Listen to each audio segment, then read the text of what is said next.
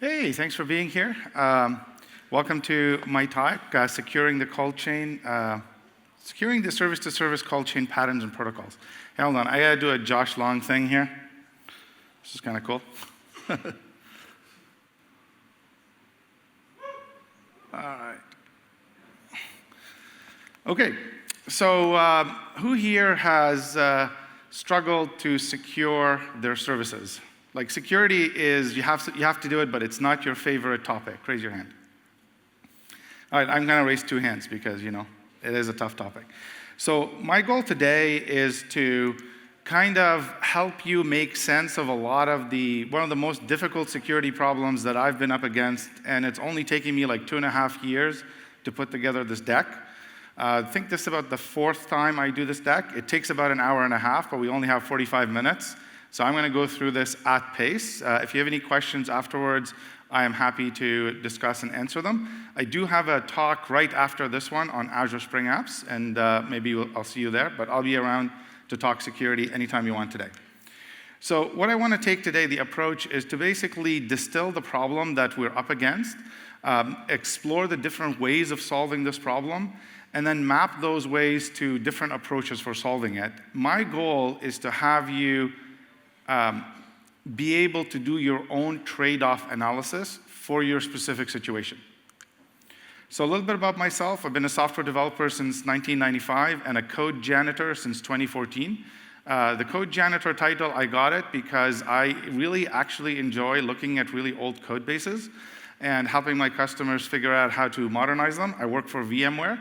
My current role is I'm the Azure Spring Apps and Tanzu Application Platform Solutions Lead. What that basically means is I spend a heck of a lot of time working with Kubernetes, Cloud Foundry, Spring applications on some of the largest systems in the world for VMware's customers. And because this problem of security has been bugging me for such a long time, I've taken matters into my own hands and I've put together everything I know in this book called Securing Cloud Applications. Still a work in progress. You can actually download a free copy from it. There's a URL right there at the top where you can get the book. So let's actually start by defining what is this problem of the service-to-service call chain. So I'm going to ask you to go through a little bit of a design exercise. Imagine you had to implement this particular page for a retail shop. Where would the services be on this page? Perhaps you would come up with something like this. Maybe you're going to have a service that's going to be used up in the search box. So if you type Java up there, you know that the system knows who's logged in. It says, okay, you're definitely not buying coffee beans. You're looking for some books on the Java programming language. You could imagine a service up in the right there which calculates the discount you're going to get. Are you going to get a 10% discount, a 20% discount? There's a little service in the bottom that tells you, hey, if you order this book in the next amount of minutes, you're going to be able to get it by a certain date.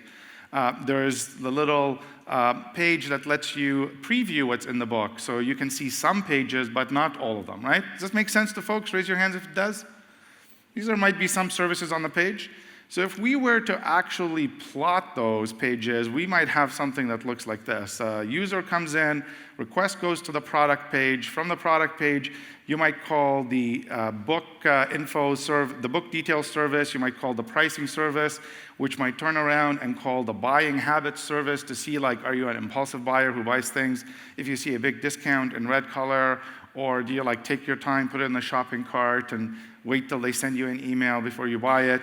It might also need to look at the current marketing promotions to decide whether how much of a discount to give you or not.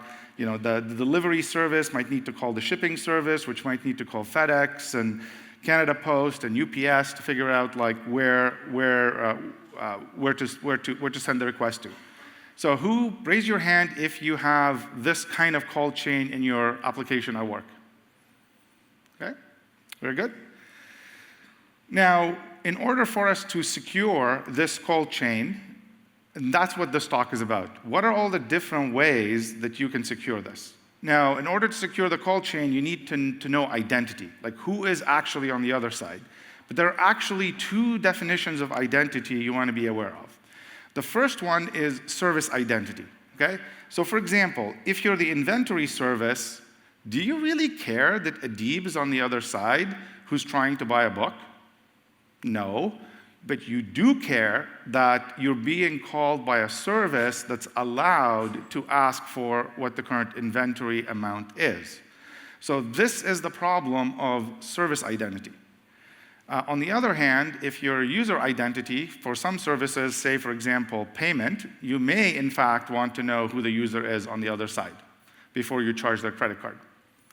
So if you generalize the problem, you want to think about things in terms of user versus service identity. The general form of it is, if you look at the top of this diagram, you have your external clients. Some requests will arrive at the edge. Let's call these the edge microservices. And then you start bouncing around between things calling each other. So if you look in this diagram at service H might want to know the identity of the service calling it. It'll say, I need to know that B is calling me or that E is calling me. Whereas service J, only it needs to know, like, you know what, I actually want to know who the user is on the other side, no matter which path they took to get to me. All right, who's clear? Raise your hand if this idea of service versus user identity is clear. Yeah? Good? Okay. You're learning some important stuff. So the service identity problem is pretty easy to solve. We'll talk about why later. So let's talk about the hard problem, which is the problem of how do you know who the user is if you're on like very deep in the call chain. So you want to be able to propagate user identity across services developed in different programming languages over multiple communication protocols. So I've artificially made here on this diagram what I consider to be the worst case scenario, okay? So you have a user, they come to an edge service written in Spring in Java, and it says, okay, I need to know who you are to proceed. So it sends you to the SSO server, you log in. Maybe it just does that with OpenID Connect. Once you're logged in, it turns around and does an HTTP REST call to a service written in C#, and that service written in C# does a gRPC call to a service written in Go, which posts a message on RabbitMQ, which is picked up by a Node.js service. Okay? You guys see what I mean? Different languages, different protocols. Like, how does your C# service, your Golang service, and your Node.js service figure out who the user is? Has anybody ran into this issue in their application? Polyglot, who the user is? Yeah? Anybody? Any hands? No hands? Wow, okay. I guess. So if you want to solve this service-to-service call chain problem, you have to figure out how to enable polyglot services written in different languages, how to secure the communication channels between these services, how to determine who the user is, who's the service on the other side, and then how to propagate service identity over different communication protocols, and how to restrict who's allowed to call who. So what I'm going to do for the rest of this talk is go through all of these questions and break them down into smaller questions so that each of the smaller questions has a certain number of answers, and we can look at the pros and cons of the different approaches. So how are we going to enable polyglot services written in different programming languages? Now, this has a very simple answer. You stick to industry standard protocols, okay? You stick to things that have RFCs and specifications and implementations in different programming languages. So I've got here a list of some of those foundational protocols that you're going to use to solve this problem. Things like OpenID Connect, web authentication, transport layer security, X509 certificates, JSON web tokens, and on and on and on. So I'm going to say that problem is solved. Okay, well, how am I going to secure the communication channels? That's another relatively easy problem. You know, use TLS. That's the way, right? I'm really sorry.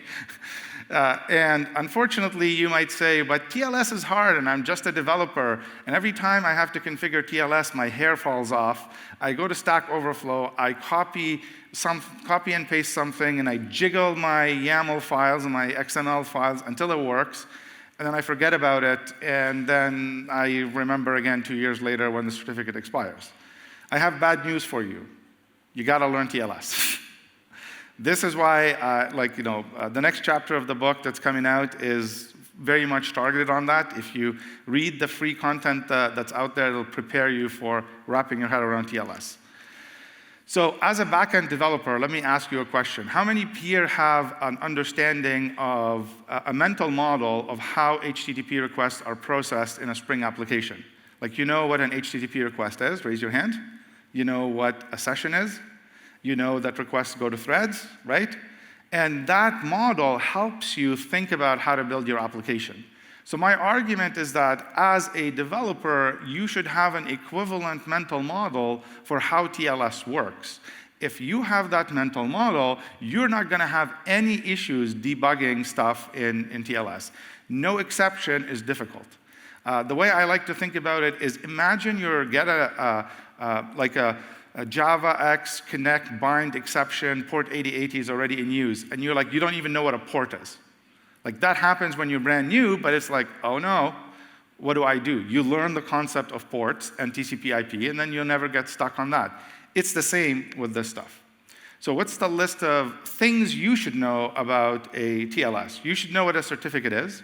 You should know what certificate authorities do, public versus private certificates. What's the life cycle of a certificate, how it gets created, destroyed, revoked.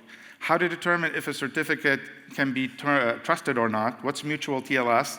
And what's the concept of this thing called the cipher suite, and why is it important, and what are the trade-offs? So I like to think about it as a developer, I don't care about the cryptography details. I don't want to learn any math. I don't want to see any equations. I think of myself more like I'm building a house, and I want to decide where the locks go, where the doors go, where the windows go, and what type of lock am I installing on the door, right?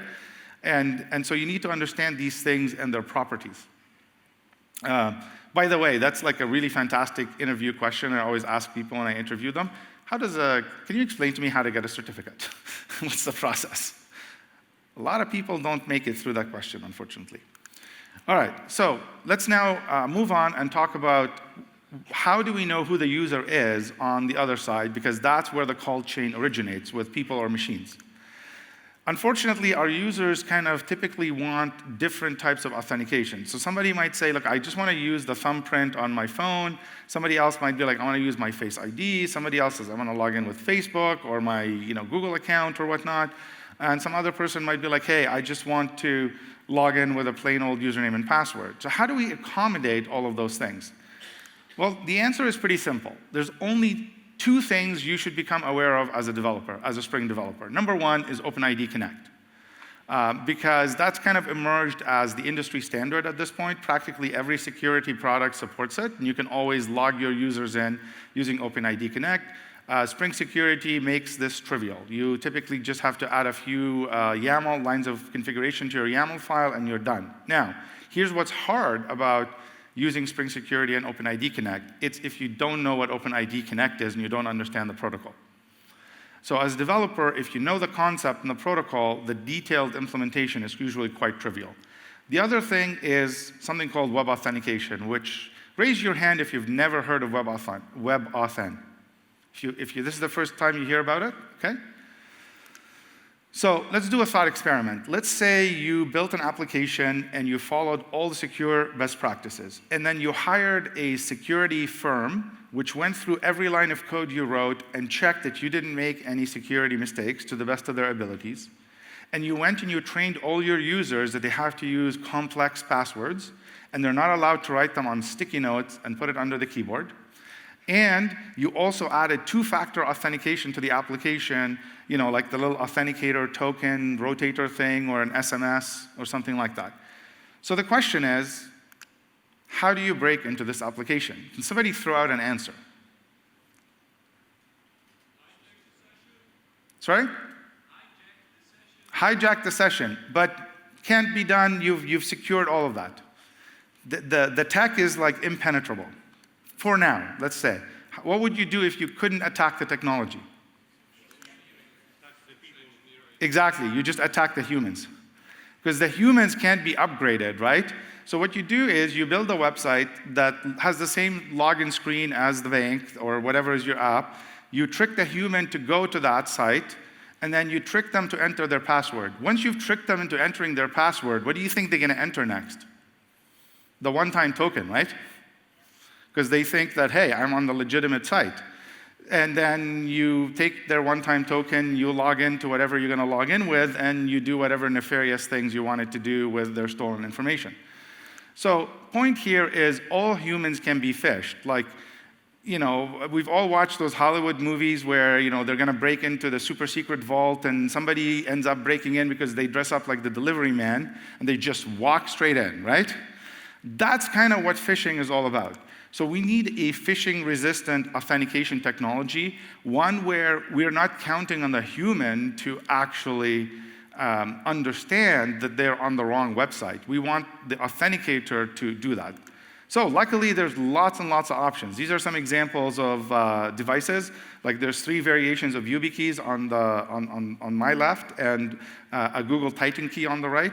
True story, the electrician that renovated my house, one day he comes to me afterwards like, I logged into a random computer at a job site and all my, to his Gmail, and then like he was using Google's secret manager, and then all his money was being drained within an hour, and he started getting notified by the credit card company.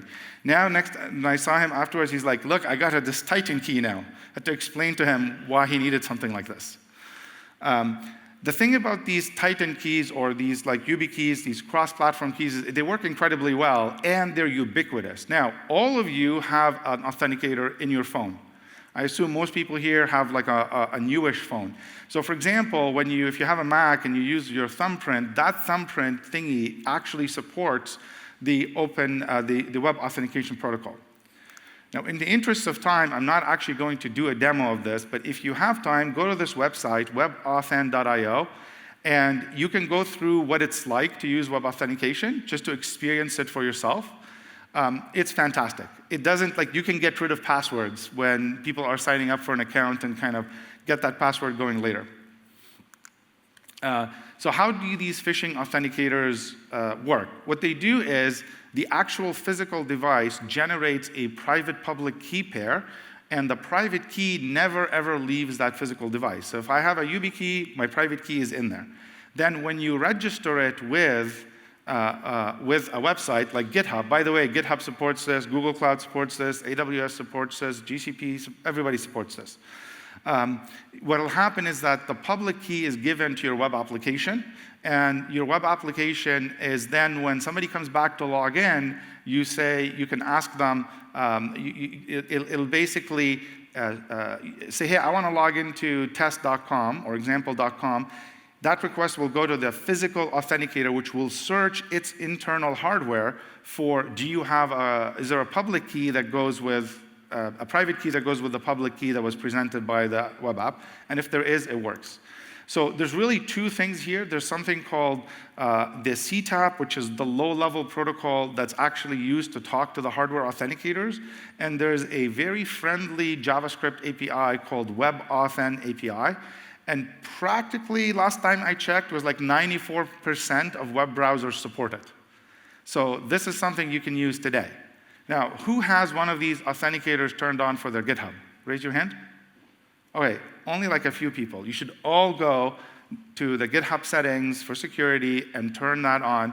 It will work with your Mac, and you never have to, whenever it wants to verify who you are, you don't have to type in your password.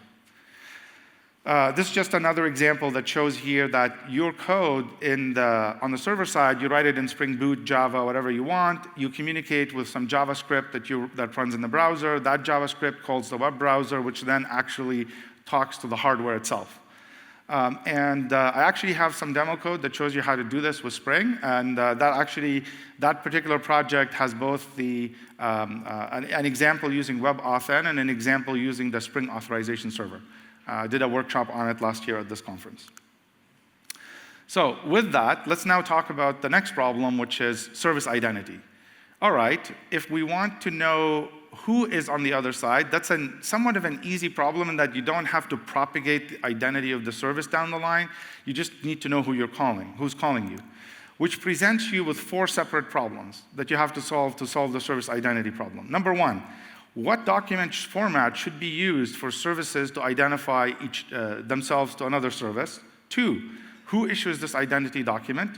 3, how does a service obtain its identity documents? And 4, should the identity documents contain access control permissions? All right, let's go through this. What are the 2 document formats you can use? There are really 2 that are industry standard. You can either use X509 certificates or JSON web tokens.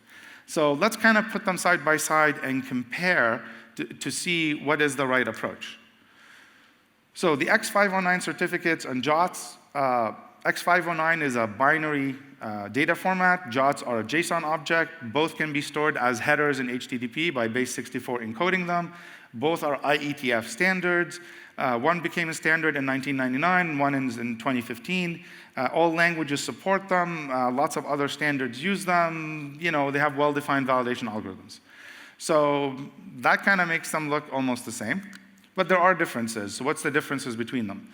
The difference is that the X509 schema, like all the fields that go in it, are super locked down and well-defined by standards, whereas JSON web tokens, you can basically put whatever you want. Because an X509 certificate has to have a public key, you can always use it to bootstrap a secure communication channel. With a JSON web token, you could put a public key in it, but you don't have to. Right? So you can't really say, if you give me a JOT token, I can actually bootstrap something. The contents of a certificate are not encrypted. Like, you can actually read all the fields. It's a little bit like your driver's license. You look at it and you can see all of the information. Whereas with the JOT tokens, you can actually encrypt them if you choose to. There's an encryption mode called JSON web encryption. And so there's a bit of like X509s can have a reputation for being hard to work with. It's actually much easier now if you have Kubernetes than it was before. JOTs are fairly simple to work with. You can make them on your own, and you can make mistakes when you use them, like anything else. So now that we know what the two formats are, here's an example of mutual TLS. I crypt this from Cloudflare's website, and it just means I send a request to Tomcat. Tomcat says, give me your certificate, and Tomcat gives me its certificate, then we decide if we trust each other. This is mutual TLS in a nutshell. If you want to do JSON web tokens, you just basically add an authorization header, you say bearer, and then you have that base64 encoded JSON web token. This is both are pretty easy. What's more interesting is how do you get your hands on an X509 certificate or a JSON web token? And this is where there are two strategies that are available for you. There's the strategy which I would call the application requested. You have to go and ask for it. And there's the strategy which I call the platform injected with identity. So let's actually look at those two strategies and how to use them. So the application requested identity would be something like this. Maybe you use something like client credentials, OAuth client credentials with Spring Security. Your application is launching. You go to the OpenID Connect server, and you say, here's my client secret, here's my client password, client ID, and it gives you back a JOT token. Or maybe what you do is you connect to Azure Key Vault, and then you say, hey, can you please give me my certificate? Give me a certificate. Or maybe you just do some other custom protocol. The point is, you have to write code to go and get something. And that is what I say the application requests it. The alternative is where the platform where you're running actually gives you identity. So for example, let's go through some example platforms here. Let's say you're running on Cloud Foundry. In Cloud Foundry, when your application starts up, there are two environment variables that are available. One of them is called CF_instance cert and CF_instance key. Those environment variables contain the absolute path to a private public key pair. And that private public key pair identifies that particular application instance. If you ran 10 instances of the app, you have 10 separate certificates, which are rotated every 24 hours. Interesting. If you are running on Kubernetes, who runs on Kubernetes, right? Each of your containers, your pods, you can have service accounts in them. Those service accounts are JOTs, and you can read the service account by going to var run secrets Kubernetes IO service account. You can actually go to the API server in Kubernetes and using a little bit of YAML magic, request custom tokens, JOT tokens, and those ones you can actually use them for two services in Kubernetes to identify each other with something called the token review API. You could be using something like a service mesh. Now that'll generate certificates and distribute them to the sidecars. You don't get your hands on them, but same sort of thing. If you have something like Cert Manager on Kubernetes, very popular Kubernetes package, you can create your own certificates very easily. If you're running on any of the cloud providers, they all have a way for you to get identity from the platform itself. So what's the difference between these two approaches, application requested versus platform injected? The problem with application requested is where do you store the secret that you use to get your certificate or your JOT token, right? Does that make sense? This is what's called the secret zero problem. It's like, oh no, I have secured myself by moving all my credentials to a key vault, but then I need the key to access the key vault, and that key is plain text somewhere. The platform injected doesn't have this problem because you are just given the key exactly when you're starting, and that key never touches the disk. So let me show you an actual practical example of this. So this little bit of YAML, which I hope you can all see from the back, I didn't realize black screen here won't work very well. But if you look on line 16, you see a section called volumes. Okay? Actually, first look on line 13, you see mount path /TLS, name TLS. And then line 16 through 18, that's what's called the Kubernetes CSI driver. So what's happening there is you're asking the Cert Manager package on Kubernetes to make you a certificate to identify the application. And that's you can see there, on line 21, I'm telling it which certificate authority to use. And on line 22, I'm telling it the name to put inside the certificate. So I'm saying, can you please give this pod or this container a certificate that has the name of the pod, the name of the Kubernetes namespace it's in, .service, .cluster, .local. What's interesting about this, because it's what's called a CSI driver, the actual public-private key pair gets generated in the memory of the worker node that's actually hosting your application. And when that happens, it's never written to disk. And it can actually renew the certificates when they get generated.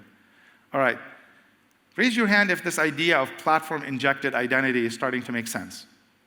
Don't worry if you don't know all the details, just focus on understanding the concept. The details are easier to pick up if you understand the concept. All right, so with, what's my recommendations for service identity? First, I don't really care if you use JOTS or X509, use whatever works for you. What I do care about is you should use platform-injected identity. This is just much more secure and much nicer. And how do you get your identity documents? You read it from wherever the platform put it there for you. And the last question is, should identity documents contain permission information? The answer is no. What do I mean by permission information? I get into a lot of debates with people and customers about this. They'll be like, well, I have this JOT token. What scopes do I want to put in it? And sometimes people want to put way too many scopes in the JOT token, and it's like, hold on a second. You're actually putting business logic inside this thing. Don't. Because your business logic will change over time, but the identity of the user or the service is much more stable.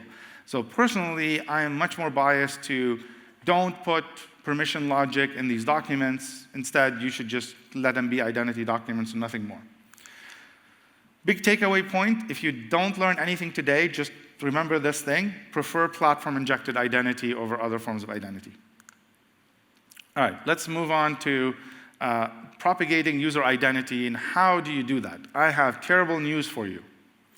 Just to remind you of what the problem is, Java app calls a C# app, calls a Golang app, puts a message on RabbitMQ, gets picked up by Node.js. How does the Node.js application at the very end know who the user is? Whew. So the bad news is there's no industry standard solution for this that I know of. You have to figure out a pattern or a convention that you're going to use within your system. And I'm going to show you a couple of examples of how you could do this. So one example you could do is you could basically do something like you have a user info service. And so the edge service, in this example, the Java one, it gets the request. It sends the user to OpenID Connect login server, gets their user ID. And so you can see in the screen, in the slide, it's got the UUID of the user. Now, it calls the C# service, and you can say, look, I'm just going to add an HTTP header that says the user is with this UUID. And then that's an example of a convention, right? Like, what do you call the header? Well, whatever you want to call it. Like, I don't know, whatever, pick a name. And then when your C# service gets it, if it needs more information about the user, it can do an HTTP GET to the user info service, says, hey, I got this user ID. Is this the right user, right? Like, give me information about this person. Then you make a gRPC call to the goal, and then maybe you put it in the message body, and then you do a put on the queue, and then you put it in a message header, and then it gets picked up. So it's like you just find a way of passing this identity along, and you hope that nobody picked the wrong ID when they called you, because, bugs, The other approach is you can say, you know what, I'm going to actually use a JOT token to pass this. Now, if you use a JOT token, you can include a little bit of information about the user, like maybe their username, maybe their email, or something like that. And you can validate those JOT tokens by checking their digital signatures without having to go to a central authorization server, so like to constantly go back to the user info server. And so it could be a little bit more performant. So essentially, it's like, do I pass a document which has information about the user, or do I just pass the user ID? And the pros and cons of that are, like network hops. I don't really care which one you do. Pick something that works. Okay?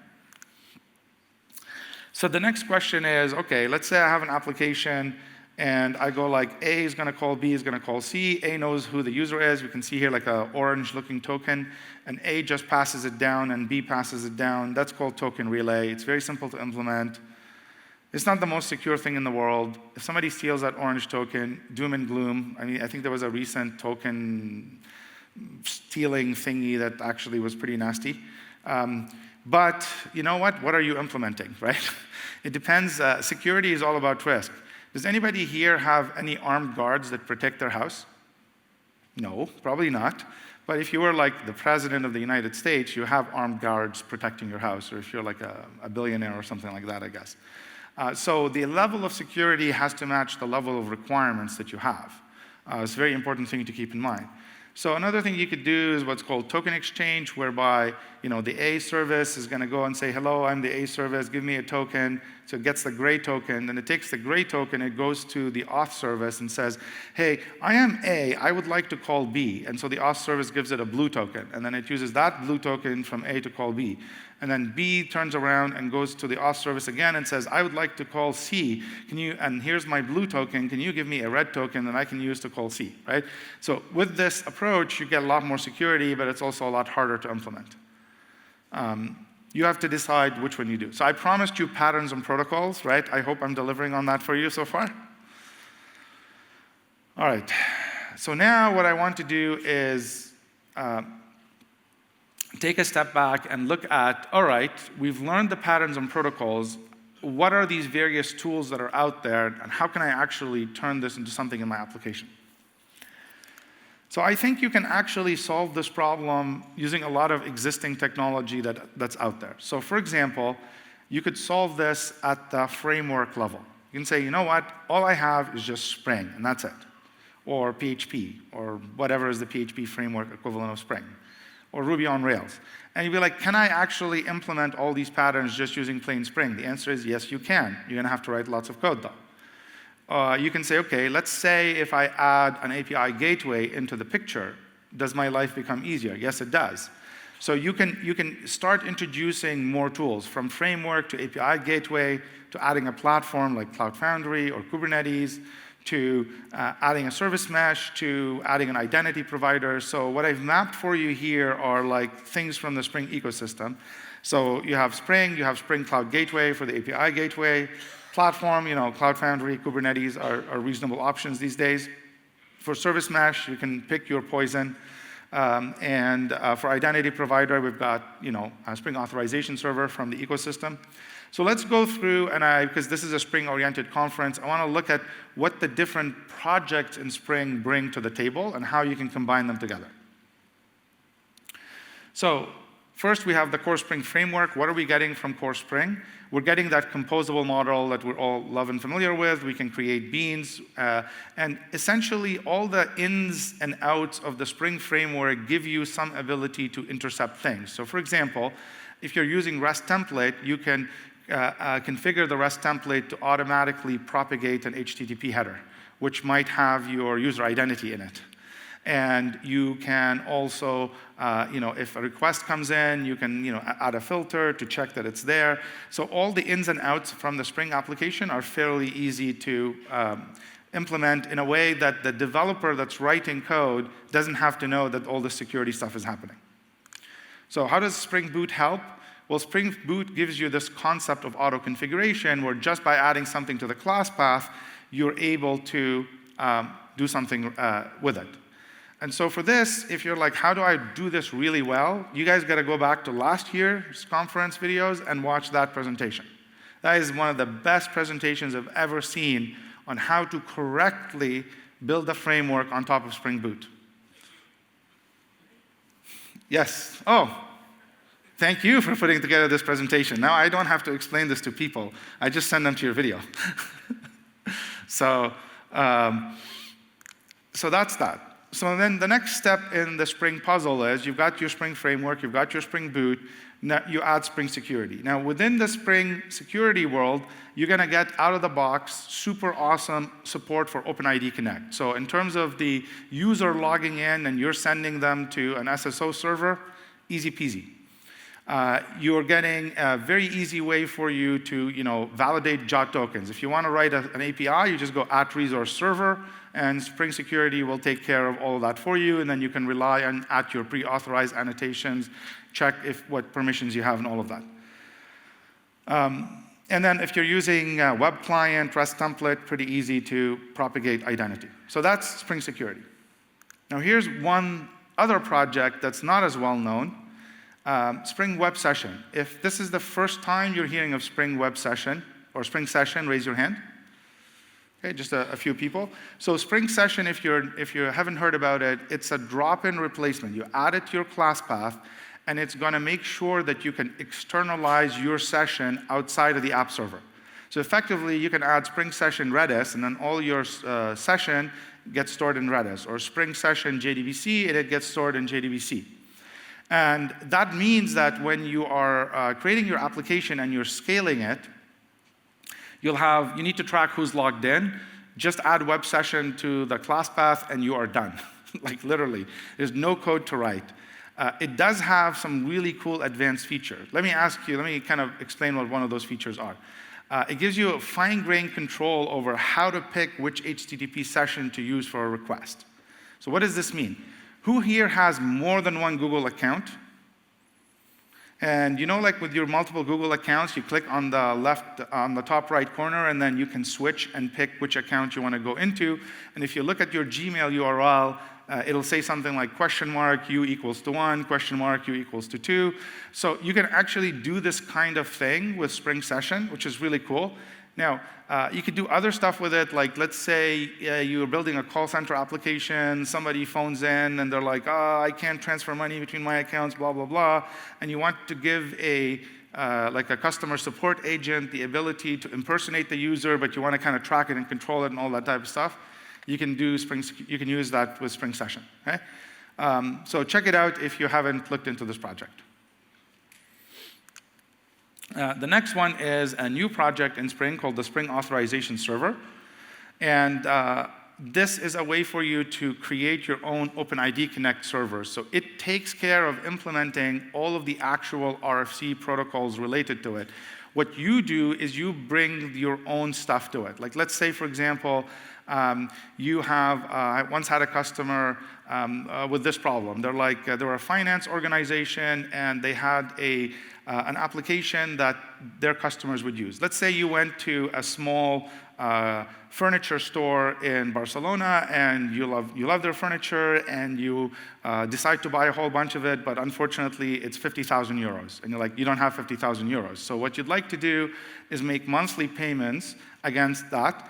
And the store wants to be able to offer you a loan. So what the customer basically said is, I have thousands of these shops that don't have IT departments. Their employees need to log into my portal, and they're allowed to then kind of fill in the details of the customer that they want to lend money to, and then the financial institution lends the money to them. And so that was an example where something like Spring Authorization Server would have made a big difference because they had a very custom way of currently storing those users on the mainframe. Make a SOAP call with XML to the mainframe. Why not, right?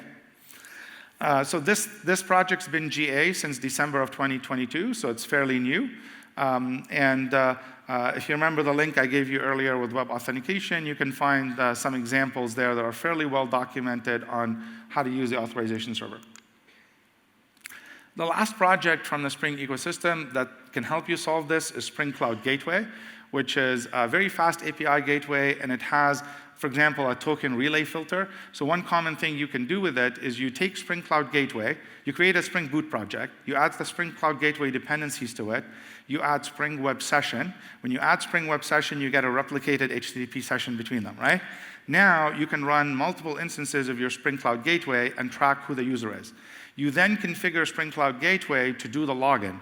So what will happen is user comes to Spring Cloud Gateway, they're not logged in, so you send them to the OpenID Connect server, which could be your own application that you wrote using Spring Web Session, Spring Authorization Server.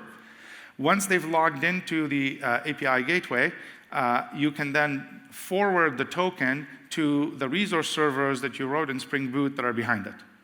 Then you can implement either token relay from there to other services or token exchange. Does that make sense? All right. My original ambitions for this talk was to actually have a demo of all of this running in a Kubernetes cluster, and I wanted to show you all the ways of doing this, but I calculated there's something like 17 variations of this. I simply have not had the time to finish writing all the code samples, so keep an eye on my GitHub. You'll see it start showing up there shortly. So the last thing I want to talk about is service mesh.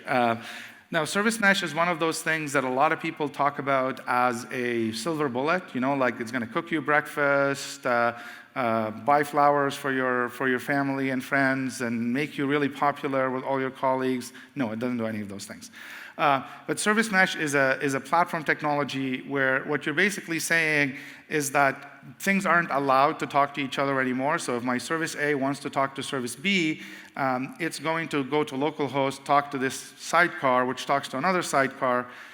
And what's interesting about it is it does this mutual TLS for you because it has its own certificate authority.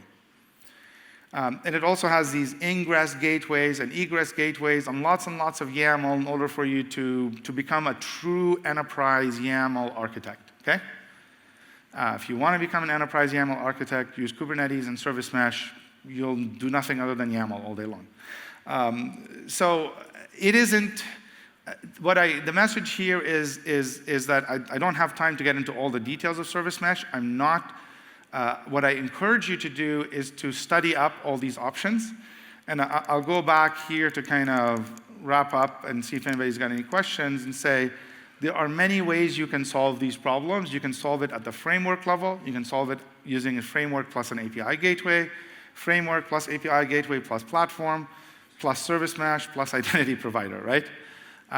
What is right for you, I don't know. I hope I've given you enough information today to better navigate and think through whatever security problem you're up against involving these things.